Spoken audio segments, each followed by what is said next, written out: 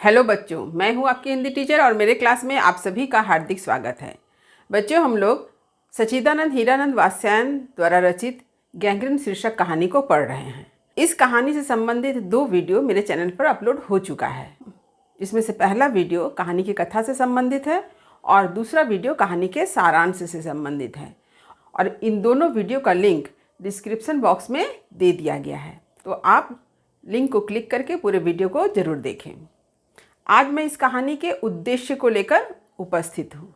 यह बहुत ही इम्पॉर्टेंट है आपके परीक्षा के लिए। हम सभी जानते हैं कि हम सभी के कार्य का एक उद्देश्य होता है, अतः हम सबका कार्य जो है किसी न किसी उद्देश्य के लिए ही होता है। ठीक इसी तरह से जब कहानीकार कहानी लिखते हैं तो उस कहानी को लिखने के पीछे भी उनका उद्देश्य होता है। ठीक इसी तरह से जब अग्गे जी ने गैंग्रीन कहानी को लिखा तो गैंग्रीन कहानी को लिखने के पीछे भी एक उनका उद्देश्य है। तो ये उद्देश्य क्या है? तो उद्देश्य है समाज में व्याप्त समस्या को दिखलाना, समाज में व्याप्त समस्याओं से हम सबको परिचित कराना। आधुनिक सभ्यता में जब औद्योगिकरण हुआ, मशीनीकरण हुआ, उस समय लोगों की संवेदना, उन लोगों की भावनाएं किस तरह से शुष्क हो गई, मनुष्य निरस्ता के बोझ से दब गए। इन सारी समस्याओं को कहानीकार ने कहानी के एक प्रमुख पात्र मालती के द्वारा प्रस्तुत किया है।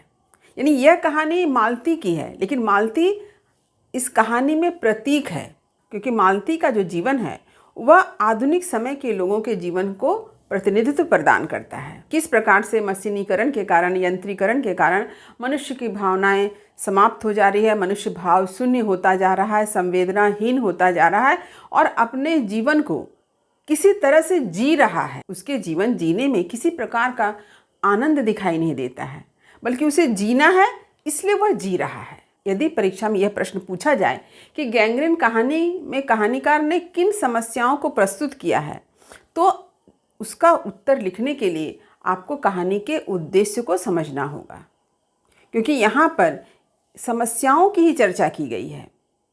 क्योंकि समस्याओं को प्रस्तुत करना ही तो कहानीकार का उद्देश्य है। तो आप उद्देश्य को पढ़कर, समझकर ही समस्याओं से संबंधित प्रश्न के उत्तर लिख सकेंगे। तो खूब ध्यान से वीडियो को आरंभ से लेकर अंत तक जरूर देखें, ताकि कोई भी महत्वपूर्ण बात छूट ना जाए। तो चलिए आरंभ करती हूँ आज का यह महत्वपूर्ण विषय, कहानी का उद्देश्य, जो समस्याओं को भी चित्रित करता है। अग्गे जी ने गैंग्रीन शीर्षक कहानी में आधुनिक सभ्यता के लोगों के रोजमर्रा जिंदगी की व्यवस्था, बोझ की भांति संबंध निर्वाह को बखूबी प्रस्तुत किया है। इसमें लेखक ने प्रतिदिन के असंख्य उदाहरणों में से एक सुंदर, प्रभावशाली और भावपूर्ण नमूना छांटकर हमारे सामने रख दिया है कि साधारण मनुष्य का जीवन कितना भार स्वरूप व उबाऊ बन गया है। गैंग्रीन या रोज शीर्षक कहानी मालती के जीवन से संबंधित है। तो रोजमर्रा की जिंदगी की व्यवस्था को प्रस्तुत करने के लिए कहानीकार ने किसकी कहानी का आधार बनाया है? मालती के जीवन की कहानी का। वास्तव में मालती की कहानी प्रतीक है सभी साधारण नारी के दिनचर्या की, जिसमें सिर्फ निरस्ता, बोझिलता है। यानी आधुनिक समय में जो मनुष्य जीवन यापन कर रहे हैं, उनकी समस्याओं को बतलाने के साथ साथ मालती का जीवन विशेष रूप से किसका प्रतिनिधित्व करता है? साधारण नारी की व्यवस्था का।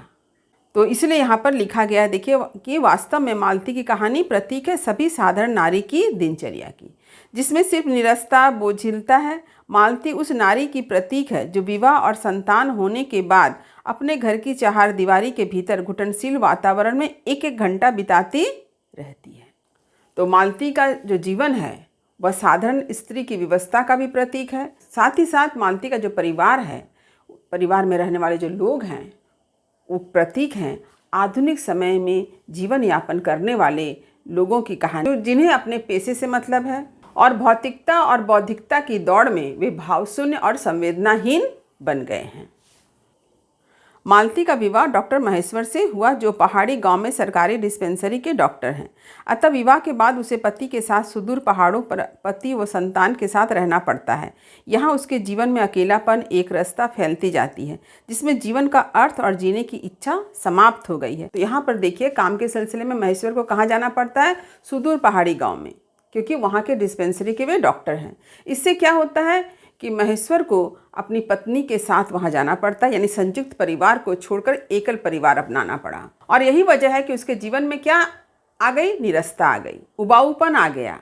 तो आप लोगों ने भी यह महसूस किया होगा कि जो लोग संयुक्त परिवार में रहते हैं, जहाँ दादा दादी चाचा चाची के साथ एक भरा पूरा परिवार होता है, भाई बहन होते हैं, वहाँ पर भी दुख आते हैं, वहाँ भी विपत्ति आती है, वह परिवार जो है खुशियों से भरा होता है। परंतु जब सब लोग साथ रहते हैं तो वह दुख का क्षण कैसे बीत जाता है ये पता ही नहीं चलता है। लोग बातचीत करते हुए अपनी भावनाओं को जब व्यक्त करते हैं तो उनका दुख अपने आप ही कम हो जाता है। और ठीक आप लोगों ने यह भी देखा होगा कि जो लोग संयुक्त परिवार से हट करके एक सीमित लोगों के बीच रहते हैं, यानी पति पत्नी बच्चे, तो उनका जीवन जो होता है वह इतना आनंद और खुशी से भरा नहीं होता है, क्योंकि वो सोचते हैं कि उनके पास बहुत कुछ है, क्योंकि उन्हें परिवार नहीं देखना होता है। वे सिर्फ अपने स्वार्थ के लिए जी रहे होते हैं। लेकिन अपने स्वार्थ के लिए जी तो रहे हैं, उनके पास भौतिक सुख सुविधाएं तो ज़रूर है, लेकिन उनके पास हृदय की शांति, हृदय की खुशी नहीं होती है, क्योंकि उसके दुख सुख में कोई उनके पास नहीं होता। लेकिन ठीक इसके विपरीत संयुक्त परिवार में रहने वाले लोग जो होते हैं वो एक दूसरे के दुख में साथ निभाते हैं। वहाँ पर देखिएगा लोगों के पास भौतिक सुख सुविधाएं उतनी नहीं होती है, क्योंकि संयुक्त परिवार में जब लोग रहते हैं तो हो सकता है कि कुछ लोग ज़्यादा कमाते हैं, कुछ लोग कम कमाते हैं, और इस तरह से परिवार जो है मिलजुल कर चलता है। तो यहाँ पर भौतिक सुख सुविधाएं भले ना हो, लेकिन हृदय की शांति, सच्चा सुख होता है।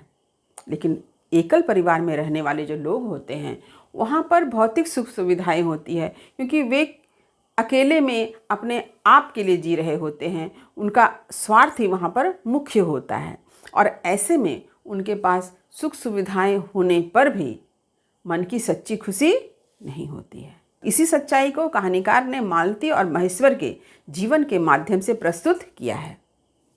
आगे जी ने बखूबी से इस बात को दर्शाया है कि विवाह पश्चात मालती के जीवन में क्या क्या परिवर्तन आए।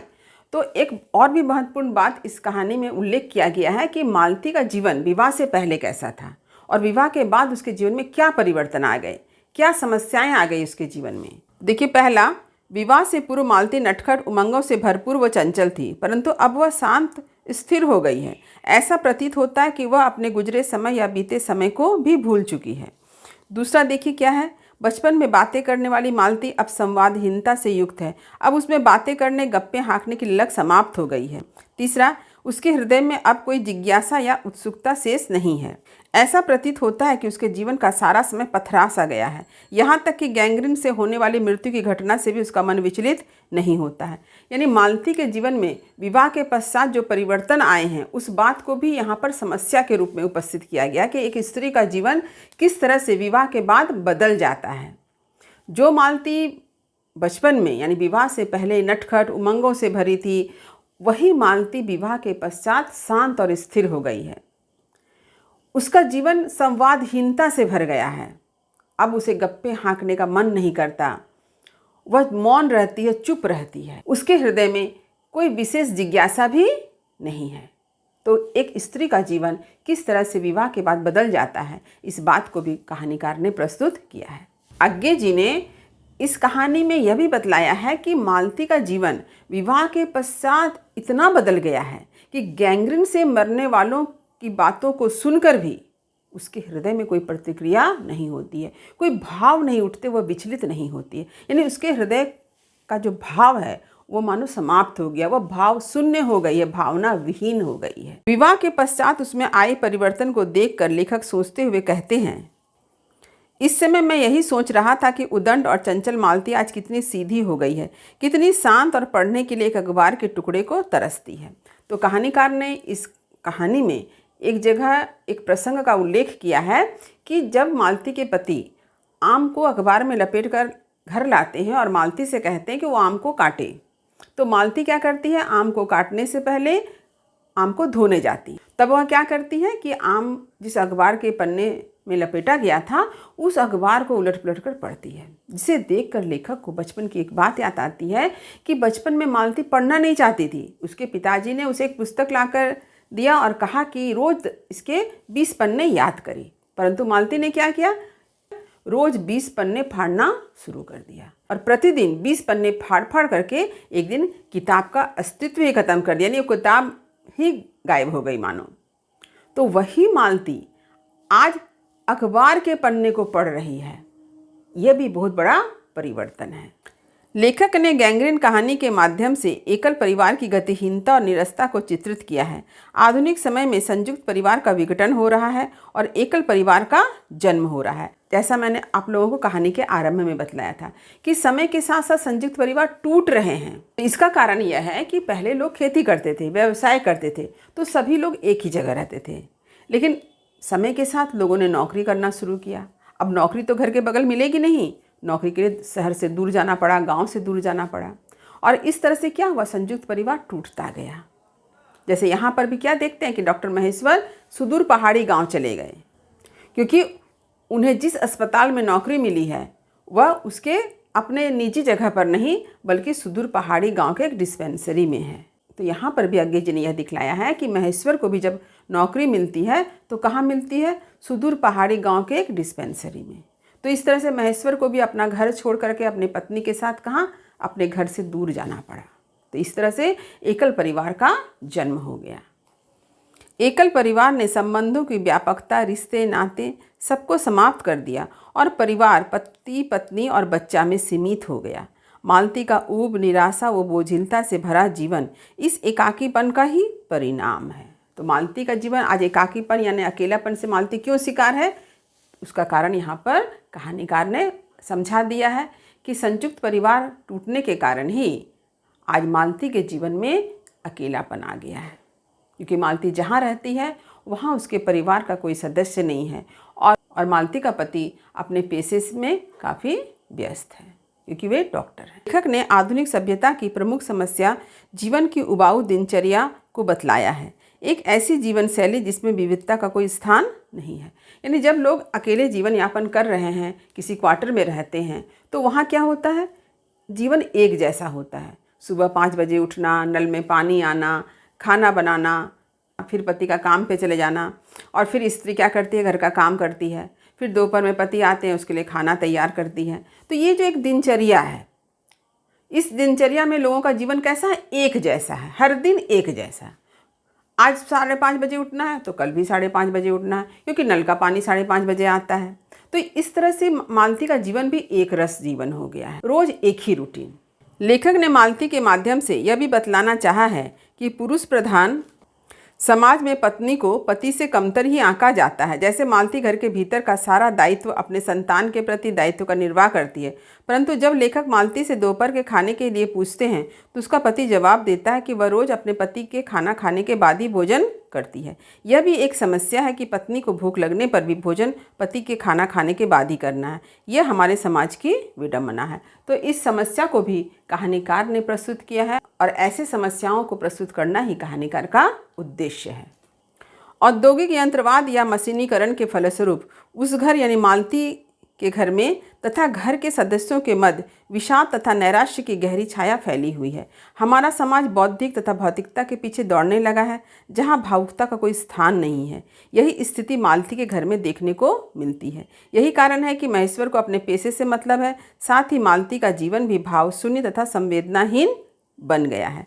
तो मशीनीकरण के कारण, औद्योगिक यंत्रवाद के कारण लोगों का जीवन इस तरह से बन गया है कि महेश्वर को अपने पेशे से मतलब है और उसे मालती के जीवन से कोई मतलब है नहीं। और मालती जो है एकाकीपन और अकेलेपन में अपना जीवन यापन कर रही है और इस प्रकार से उसका जीवन जो है निराशा और विषाद से भर गया है। वह भाव शून्य हो गई है, संवेदनाहीन हो गई है।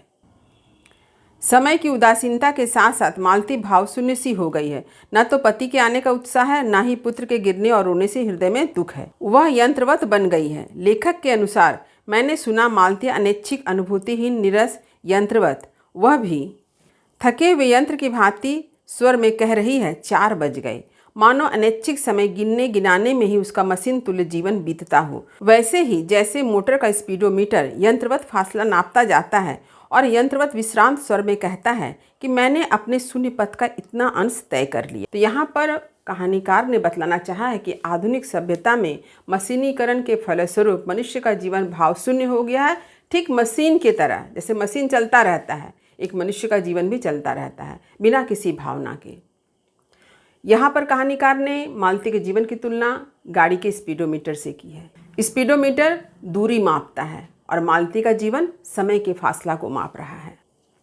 आज के औद्योगिक समाज में जहाँ मशीनीकरण ने मानव मन की भावनाओं को पूर्ण रूप से दमित कर दिया है, इसी भावनाओं को व्यक्त करने के लिए लेखक ने एक छोटी इकाई परिवार को दिखलाया है, जहाँ पति पत्नी के बीच संबंध विवशता, निरस्ता व शैथिल्य को लिए हुए है, जो पूरे समाज के चित्र का प्रतिनिधित्व करता है। अज्ञे जी ने एक छोटे से परिवार के माध्यम से, इकाई परिवार के माध्यम से पूरे समाज के चित्र को प्रस्तुत किया है। इस प्रकार इस कहानी में आधुनिक जीवन के सभी प्रतीक, एक रास्ता, तनाव, अकेलापन, टूटन, घुटन और ऊब बड़े ही सहजता के साथ अभिव्यक्त हुए हैं।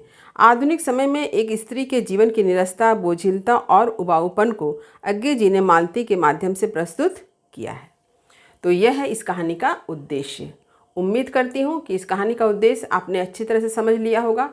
फिर भी यदि कहीं समझने में दिक्कत हुई हो तो कमेंट अवश्य करें। वीडियो को लाइक करें, सभी पढ़ने वाले विद्यार्थियों में शेयर करें।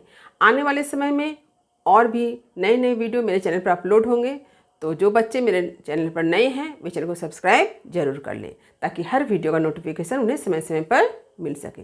तब तक पढ़ते रहिए, जीवन में आगे बढ़ते रहिए। मेरी शुभकामनाएं आप सभी बच्चों के साथ है। धन्यवाद।